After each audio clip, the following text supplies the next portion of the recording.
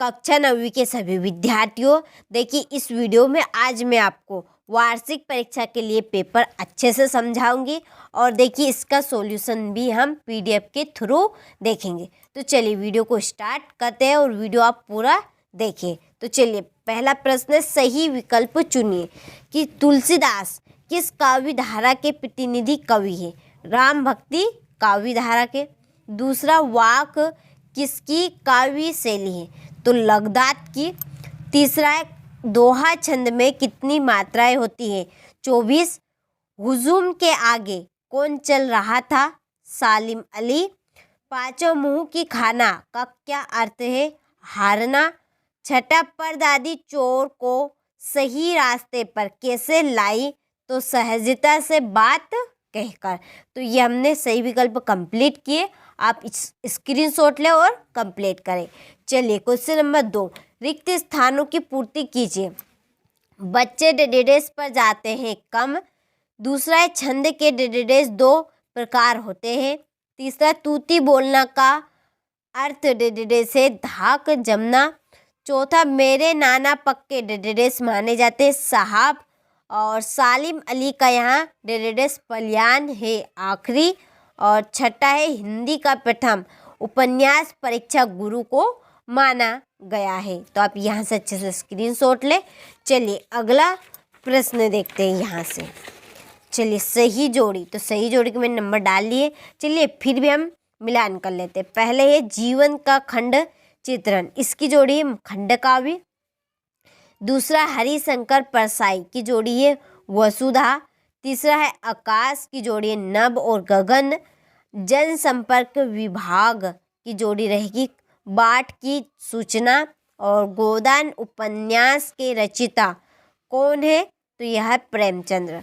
मेरे बचपन के दिन, इसकी जोड़ी है महादेवी वर्मा। तो यहाँ से आप अच्छे से स्क्रीनशॉट लें और कंप्लीट करें।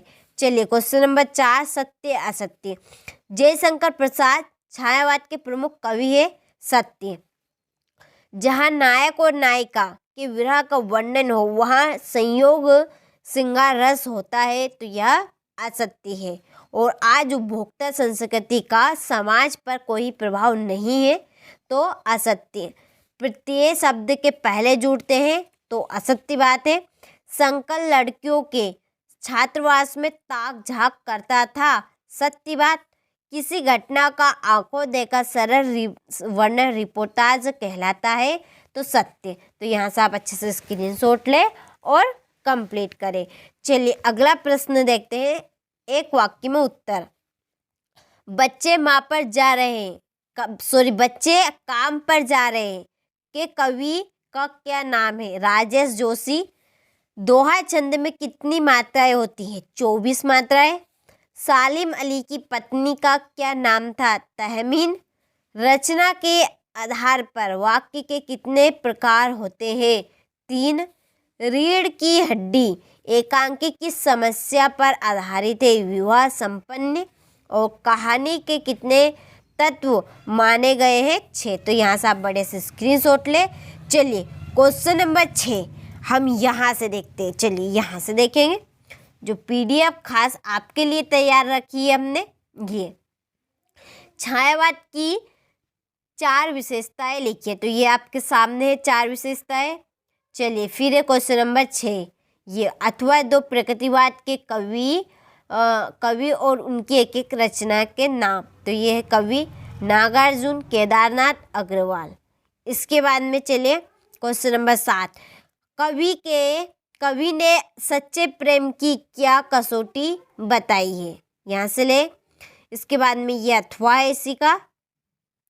चलिए फिर देखते हैं अगला प्रश्न, क्वेश्चन नंबर 8 कि किस शासन की तुलना तम के प्रभाव से की गई है और क्यों की? तो यहाँ से स्क्रीनशॉट ले आप। चलिए फिर है इसका अथवा, बादलों के आने पर प्रकृति में जिन गतिशील क्रियाओं को कवि ने कहा है। तो ये यहाँ से आप अच्छे से स्क्रीनशॉट ले। चलिए इसके बाद में क्वेश्चन नंबर 9, बच्चों का काम पर जाना धरती के एक बड़े हादसे के समान क्यों है? तो यहाँ से आप अच्छे से स्क्रीनशॉट ले। चलिए ये अथवा इसके बाद में है क्वेश्चन नंबर 10, प्रबंध काव्य की परिभाषा भेद सहित लिखिए। चलिए 10 का अथवा भयानक रस की परिभाषा लिखते हुए एक उदाहरण दीजिए। फिर उत्प्रेक्षा अलंकार की परिभाषा उदाहरण सहित लिखिए। हास्य रस की परिभाषा लिखिए तथा उदाहरण दीजिए। कहानी और उपन्यास में अंतर लिखिए। Question number 12। इसके बाद में ये 13वां प्रश्न, श्याम दुबे की भाषा शैली की विशेषता। फिर हरि शंकर परसाई की 2 रचनाओं के नाम लिखिए। क्वेश्चन नंबर 14 का अथवा। इसके बाद में क्वेश्चन नंबर 15। चलिए तो इसके बाद 15 का अथवा, कांजी होज में कदे पशुओं की हाजिरी क्यों ली जाती होगी और निपात शब्द से क्या आशय है। फिर देखिए क्वेश्चन नंबर 16, मुहावरे और लोकोक्ति में अंतर। 17वां प्रश्न। इसके बाद में 17 का अथवा। फिर क्वेश्चन नंबर 18। चलिए 18वें का अथवा। और ये है 19वां प्रश्न, ये 19 का अथवा। इसके बाद में 20वां प्रश्न, स्वच्छ भारत अभियान विषय पर एक अनुच्छेद। फिर एक क्वेश्चन नंबर 21 और ये 21 का अथवा। चलिए ये 22वां प्रश्न, 3 दिन के अवकाश हेतु प्रार्थना प्राचार्य को एक प्रार्थना पत्र लिखिए। और ये है क्वेश्चन नंबर 22। यहाँ से ले अच्छे से स्क्रीनशॉट। ये तो मैंने आपको सभी प्रश्नों का अच्छे से सॉल्यूशन प्रोवाइड करा दिया है। किसी भी तरह की आपको प्रॉब्लम आए और किसी भी तरह की इसमें मिस्टेक है तो आप ज़रूर कमेंट करके ज़रूर बताइएगा। तो आज के इस वीडियो में हमने आपका वार्षिक परीक्षा के लिए सेट पेपर डी कंप्लीट किया है। देखिए किसी भी तरह की इसमें कमी रह गई हो तो ज़रूर आप कमेंट करके बताइएगा। तो चलिए मिलते हैं आपसे इसी तरह के महत्वपूर्ण पेपर के साथ अगले। चलिए कंप्लीट करिएगा।